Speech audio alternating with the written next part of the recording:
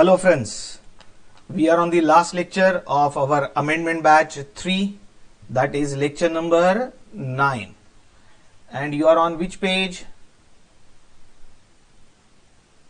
You are on page number 112 of your amendment batch 3 notes of SCM and PE. Okay.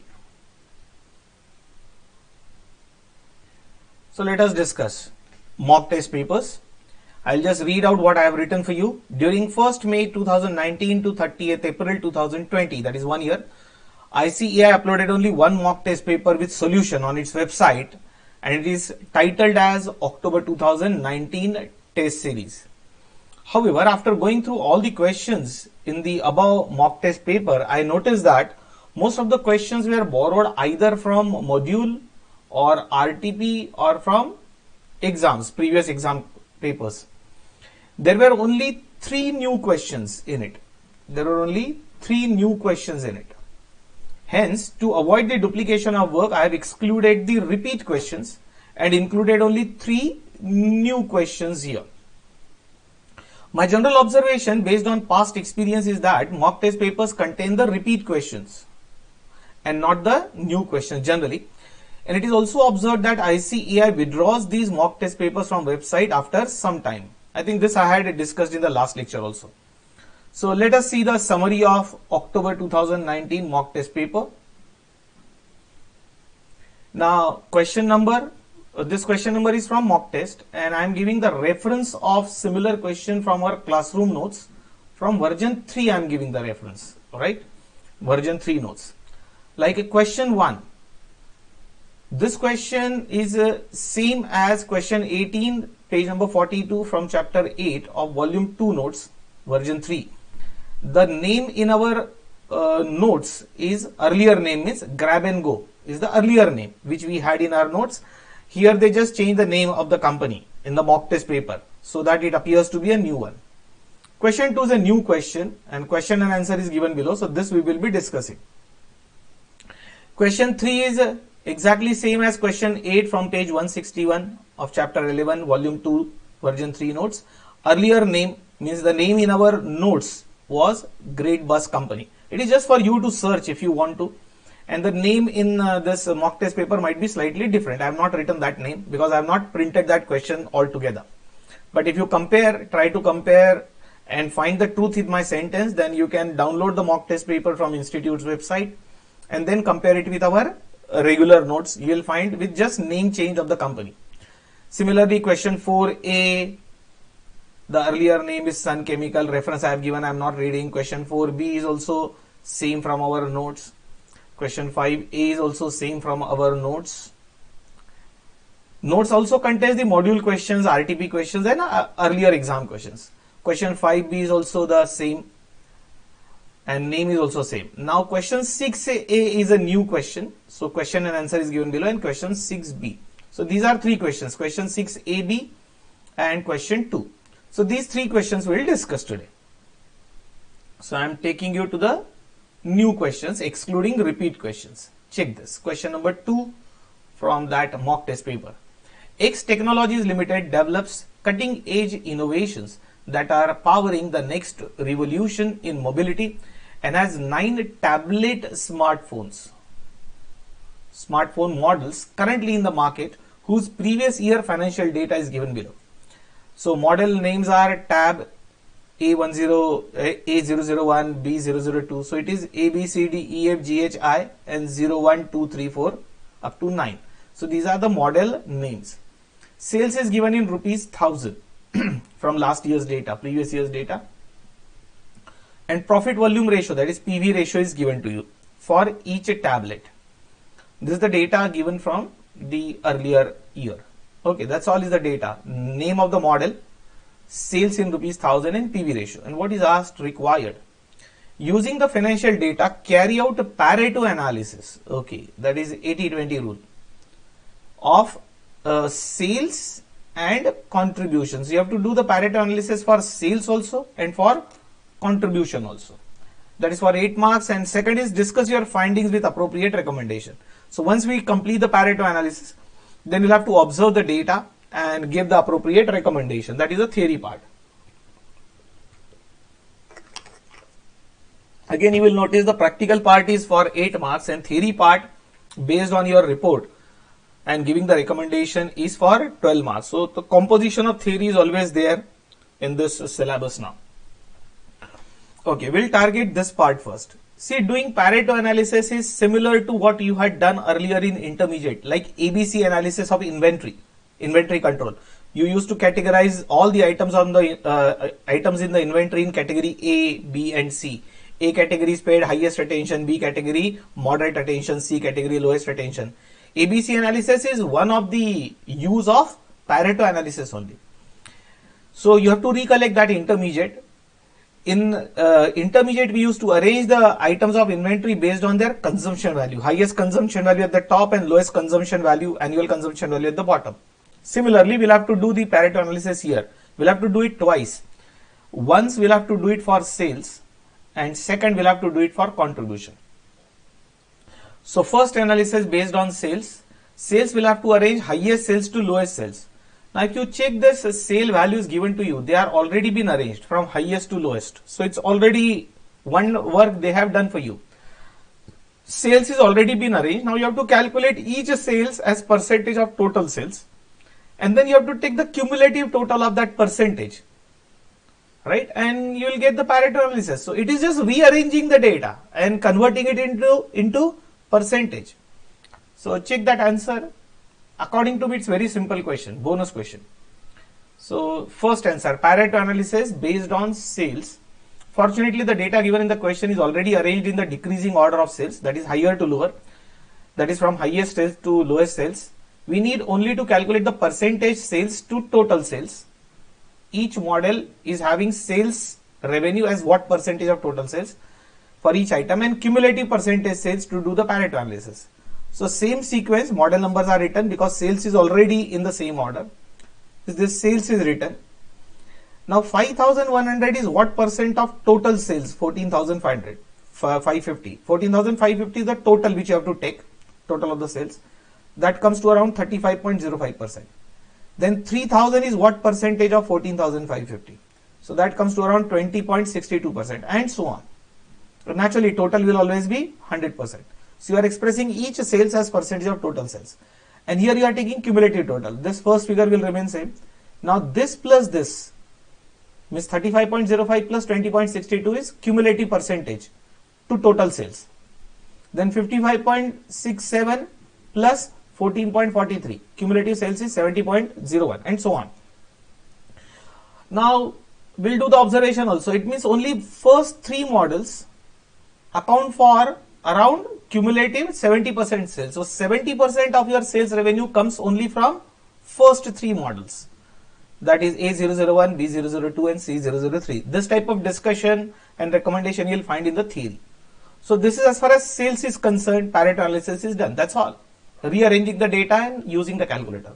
Now let us take the second part of the question. That is, you have to do the Pareto analysis based on contribution. Now for this, what we'll have to do? First, sales multiplied by PV ratio, you will get contribution. So we'll have to prepare one statement of contribution. Sales multiplied by PV ratio. Correct? Sales into PV ratio, you'll get contribution. Sales into PV ratio, you'll get contribution. Sales into PV ratio, you'll get contribution here. Now once you get contribution, then what you'll have to do? You'll have to rearrange all the data with highest contribution on the top and lowest contribution at the bottom. So higher to lower, you will rearrange the data based on contribution and again calculate the percentage. That is each product's contribution or each model's contribution as compared to total contribution. That percentage we want. We don't want PV ratio now.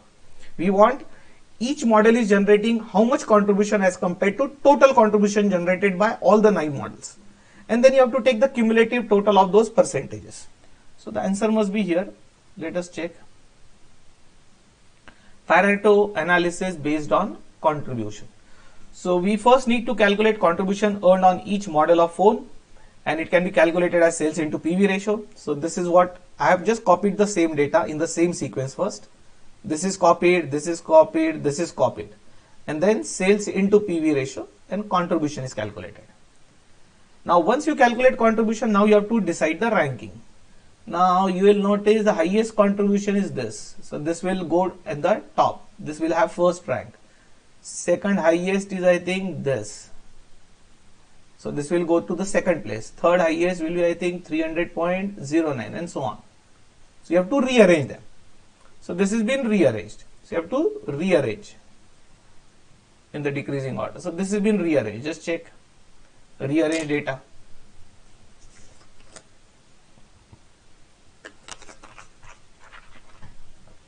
Once you have rearranged it, then you have to take the total of all this contribution. Total of all this contribution is 2235.22. Total of all the 9 models. Now 690 divided by 2235.22 into 100. So it will come to around 30.87%. Means only your tablet B002, it generates 30.87% of the total contribution generated by all your products.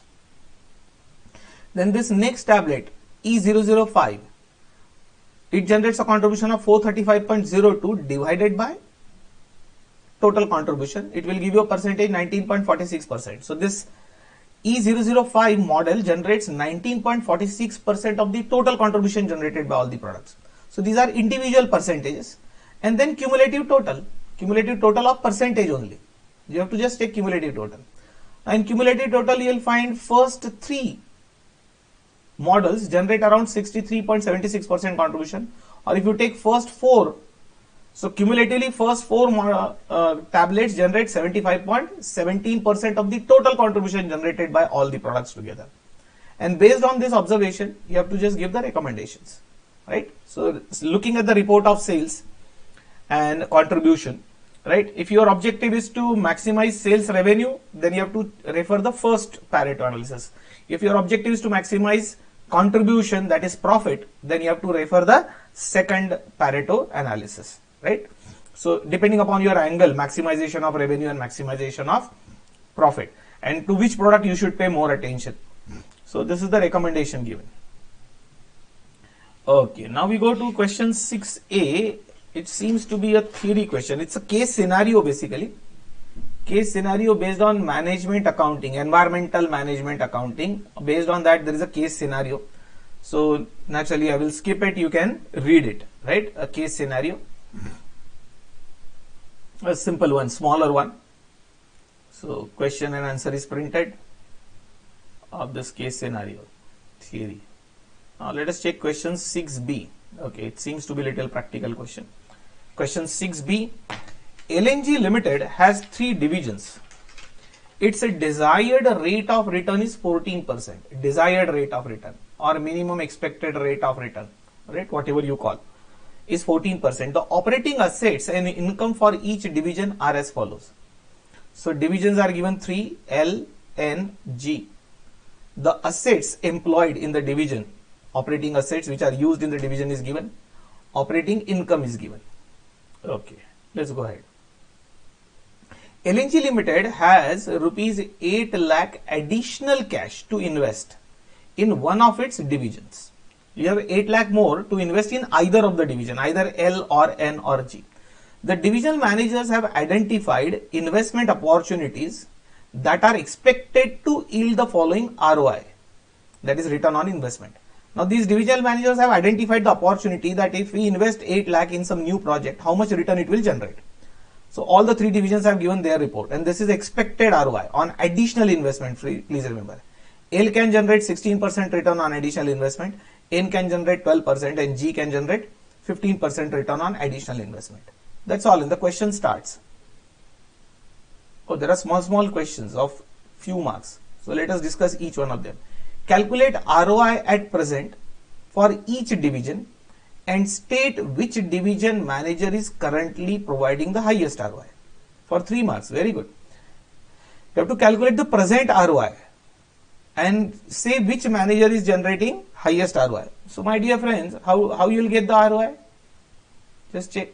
This income divided by operating assets. Operating income divided by operating assets into 100, and you will get ROI for each of the 3 divisions, and you can select the highest one. The answer must be printed here. We will go one by one only. This is calculation of present ROI. Operating income divided by operating assets into 100, and this is the ROI. So L is generating highest ROI, N is highest is 18%, N is generating 16.5%, G is generating 13.6, that is lowest. So division manager L provides highest ROI. That's all. That was for 3 marks. Now, what is the second part of the question? This we have done. Second part is this question. Based on ROI, identify the division manager who would be most eager to accept the additional investment. Based on ROI, identify which division manager would be most eager to accept the additional investment. Now, this requires little thinking. For additional investment, data is here. This data. Now, what is your first answer, prima facie answer, that which division manager will be eager to invest? Probably your answer will be division L, but that is not correct. See, each division manager would like that his overall return on investment should be highest after doing additional investment.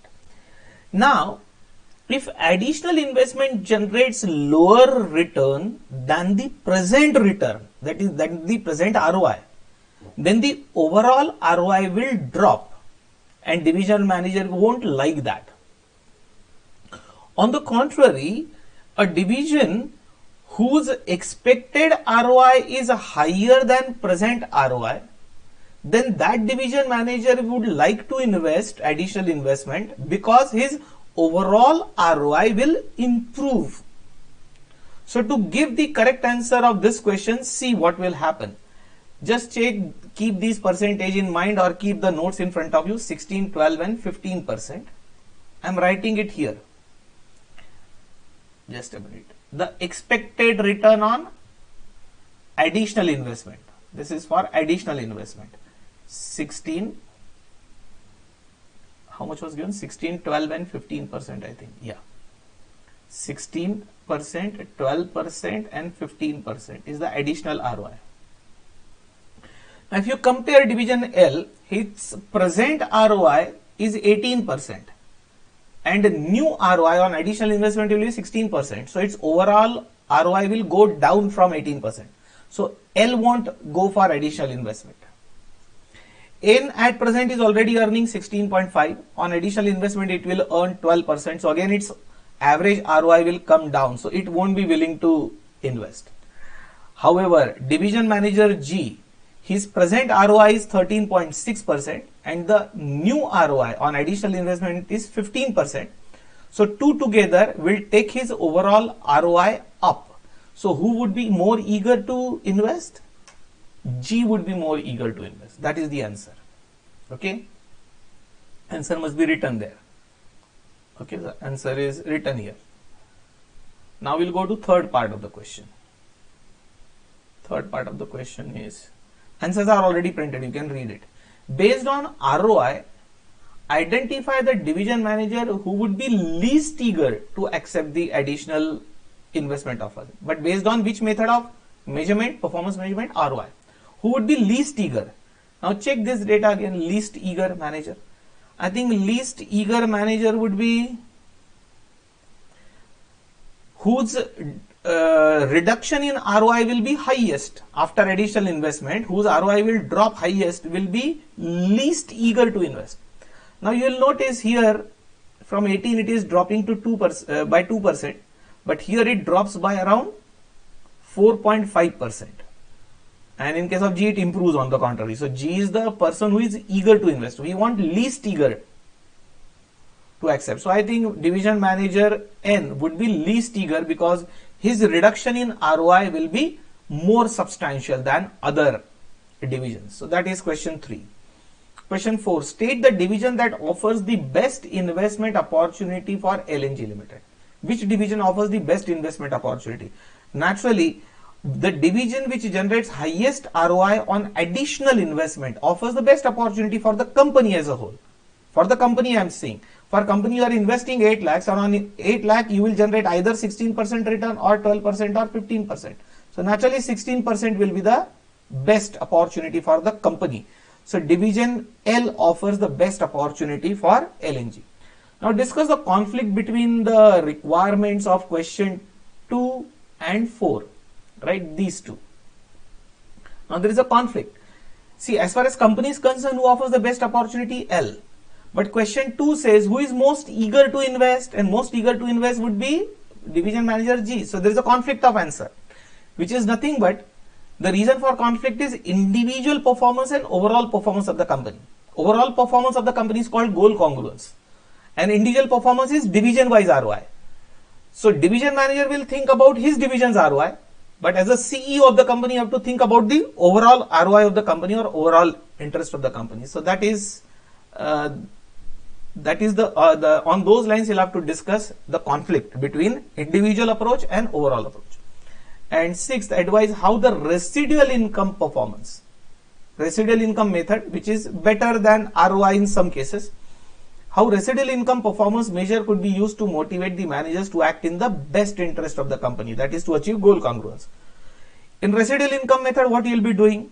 So I will take you back to the question, residual income method. First of all, residual income is, you have to calculate the return from the project minus you have to deduct from it the minimum expected rate of return, that is also known as cost of capital. I will take you back to the question.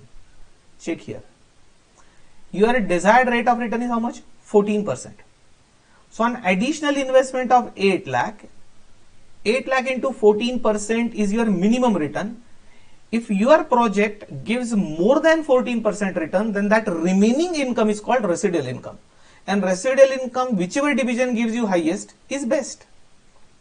Now naturally, what will happen here? For division L, which is expected to generate 16% return. Okay. So from 16%, if you deduct 14% cost of capital or minimum expected rate of return, you will get additional 2% return. From 12%, if you deduct 14%, you will get a minus 2%. So naturally, it is not viable. And from 15%, which is expected return on new project, if you deduct the minimum expected return 14%, minimum expected return can be called as cost of capital also. So you'll get only positive 1%. So naturally this L will be better because it will give you residual income of 2%. So residual income method would be better to evaluate the performance. That's all.